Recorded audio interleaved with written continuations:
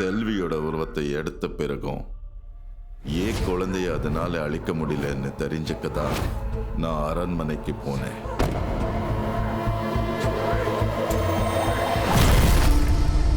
அப்போ செல்வியோட ஆத்மாவை பார்த்து அவ அந்த சாத்தான குழந்தைய நெருங்க விடாம காவலா நிக்கிறான்னு புரிஞ்சுக்கிட்டேன். அதனால அடுத்தது பிரசிடென்ட் பையனை குறி வச்சது.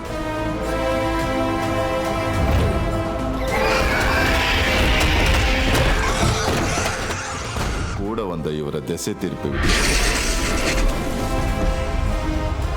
இவர் மகனை கொன்னுடுச்சு.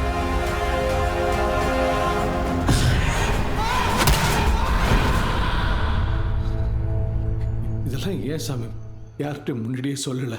எப்படிங்க சொல்லுவார்? இவ்வளவு விஷயம் நடந்ததுக்கு அப்புறமும் இதை நம்பலாமா வேணாமான்னு இன்னும் ஐயா குழப்பத்தில் தானே இருக்காரு.